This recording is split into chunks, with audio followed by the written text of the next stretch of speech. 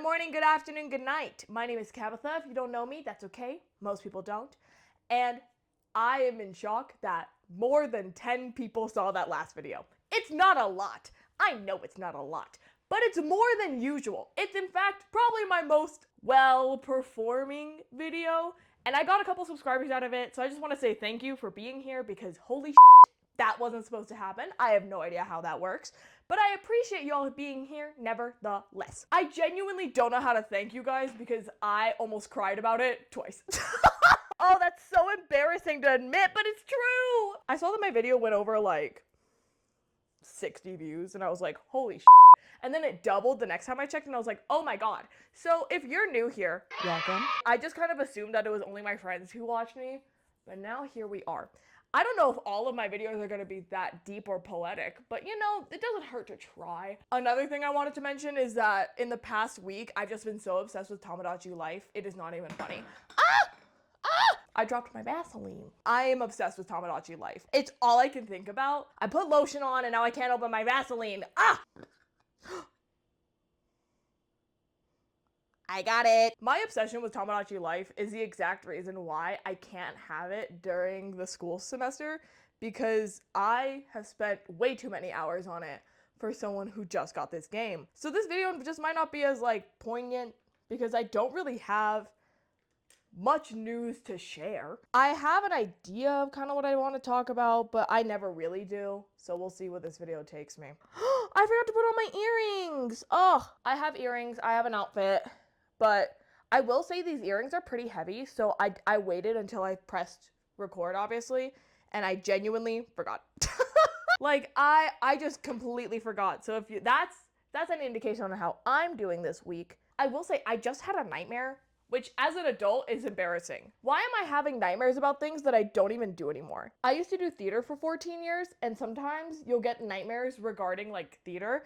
I like to call them actor dreams. So I had an actor dream last night, which is very funny because I haven't performed on a stage in almost 5 years. But in this actor dream, I was doing a show for the first time in years again, and I was working my job and I was still doing like grad school. I was still living the life I was living now and doing a show on top of it. And I had an actor dream where I triple booked myself somehow. The fact that it scared me when I woke up, I was like, huh. And I'm just like, girl, you're not living that life anymore. You're okay. But it doesn't help that I did theater for 14 years, you know? The reason these are so heavy is because they're metal. You can't really hear it, but they're metal. They're metal. It's just like they're heavy. That being said, like I used to do it for so long. It was such an active part of my personality, and I don't do it anymore. And I haven't done it since I was 19. But I used to do it for 14 years. So it's not like something you can just kick. I will say my life has so dramatically changed since I quit doing that. I can't imagine trying to wrestle everything all at once. Like, I don't think I would be in graduate school right now if I still did theater. Like, my life changed that dramatically. It changed my entire life. It changed my friend groups. I changed my major. So it was just like a very drastic shift. When it first happened, people straight up told me like, I never thought you would quit. But now that years have passed, those same people have come up to me and be like, you were unhappy. And I think there's truth to both of them. So I was unhappy at the tail end of my journey. So I'm going to say the last 2-3-ish years of my theater career, I did community theater. Genuinely did kind of make me miserable, but I didn't know how to express that. But I also will say one of those years was the start of COVID. So like there's multiple layers to this. It's not just like one thing that was making me miserable. It was a culmination of things. It was just so many things at once that kind of made me like shut down a lot of my emotions, which is not good, but it's how I got through that time period. And now with all that cruise stuff, have y'all been keeping up with the cruise hantavirus? Oh my god! Let me tell you, I work in the public sector. I work retail. We've talked about this. The way I am terrified, I am scared because whilst there's no confirmed cases or exposures in my personal city. There are in the city over. And I just have to like kind of hope for the best. And so I'm like, I've been keeping up with like the science people on it, and the science people aren't super concerned. Kinda.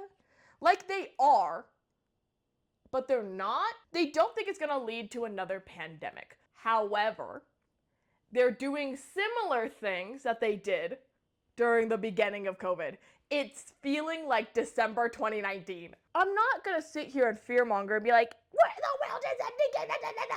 I am scared though. Because like, why did we take them off the boat? There were already people off the boat. Why did we take more people off the boat? Once the general public found out about this entire situation, people were like, keep them on the boat, keep them on the boat, keep them on the boat. And then we found out that people had already been left off the boat.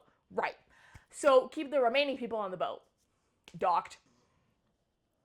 That doesn't necessarily mean that it's going to be another pandemic. That being said, if it is another pandemic, I don't know what I would do. Probably a similar thing that I would be doing the last time, where I would not be doing well, but just kind of have to hope for the best. Because last time, it was my first semester of college. I was graduating high school. I was doing theater and miserable, and I couldn't do theater, and I was less miserable, but also more miserable in some ways. I was 18 during the pandemic, and I'm like, I still feel like kind of regressed in some ways. We didn't really talk about like the pandemic trauma that occurred, because like, how would we, you know? And that kind of sucks. Oh, this is juicy. Oh, I forgot that I put on lotion, so like it's a slip and slide up here. It is just moist, and my skin is full of collagen.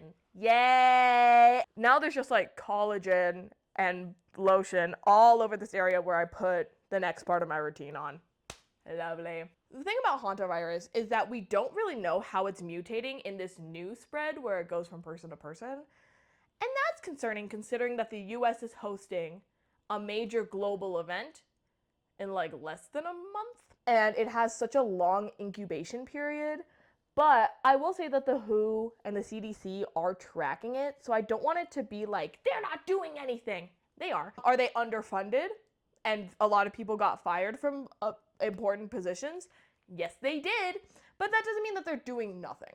They are contact tracing people, and they are like trying to keep it somewhat contained and all that jazz. Like they are being quarantined in the US. Sidebar, I put this bracelet on by myself with a clasp, and I put it on with my non-dominant hand. What a joy. I'm not gonna sit here and be like, the people who are on that cruise ship don't deserve to go home and see their families. No. But like the easiest way to not spread viruses is to have them be quarantined actively, and I think that's what most people were getting at with the make them stay on the boat thing. I'm not gonna sit here and be like, there's one right way to go about this. I'm not a doctor or a scientist. I am seeing a lot of reports on things, but I'm not like a specialist by any means. But I think a major part of this that people aren't discussing as much is the fact that this just kind of feels like we're reacting to the trauma that we experienced during the pandemic, and we're not really addressed. As someone who is in therapy, I might bring this up to my therapist because it is something that I am very concerned about. When I go outside and I hang out with my friends and I interact with the public, I'm like, hey, is this me being triggered by another event, like another global sickness, or am I overreacting? Am I noticing patterns, or am I overthinking it? And I think that's something that a lot of us are kind of asking ourselves right now. The people who are talking about this are talking about how it feels more like Ebola in like 2014, 2016-ish, or the Zika virus, or epidemics that were very bad. They weren't like pandemic levels of risk. And I think that might be what this is, because this happens like every 5 years. Just sicknesses and plagues after another. It's so awesome. But the response to it is grander because we all have like such issues with how the pandemic has shaped all of our lives, and people have been trying to go back to normal, and that's not really like a thing. I didn't stop masking until like maybe my second or third last semester in college. And I was one of the few people in my classes that wore a mask.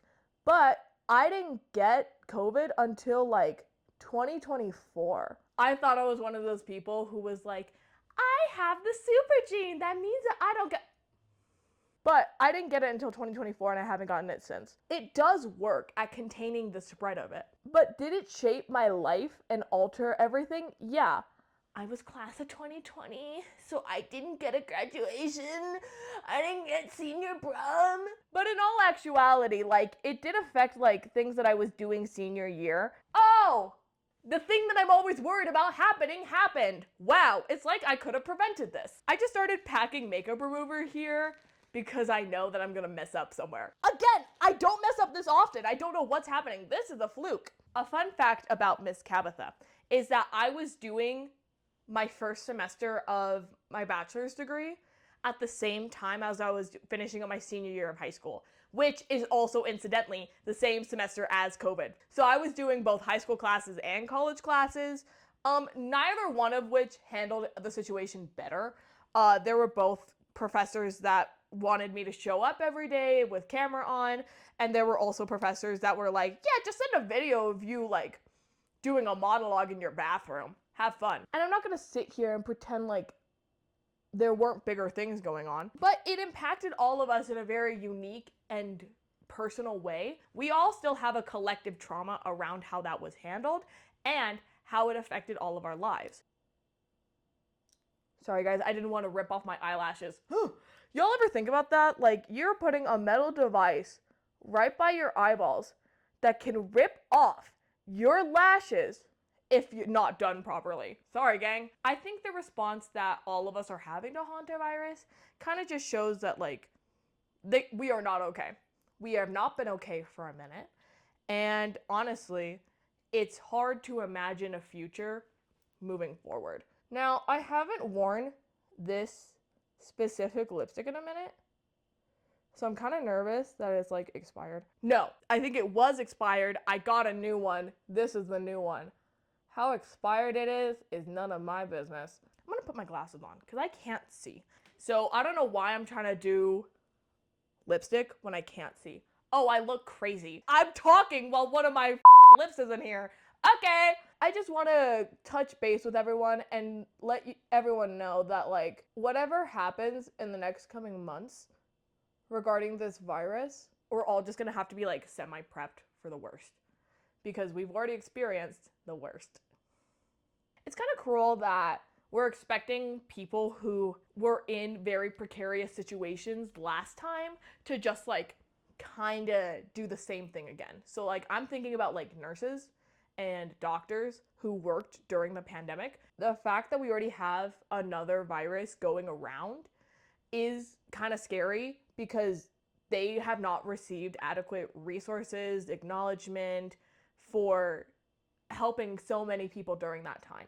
And I was fairly lucky during COVID. I didn't have to work, but my mom did at the time. People weren't nice. These jobs that just didn't get a lot of like resources or attention or care are at risk of having the exact same thing happen. We were all forced to come to the realization that like, oh, it could happen again very quickly and we have no way to go against it. Like we have no way of stopping it. We have no way of properly healing ourselves before getting into it. I'm gonna put on an outfit and we'll talk about how we're supposed to be kind to each other or whatever. This look is kind of giving all too well Taylor Swift. Also, I took off the mic because where it was sitting on my turtleneck made me sound bad, and I knew it made me sound bad, so I was just like, I'm just gonna hold it.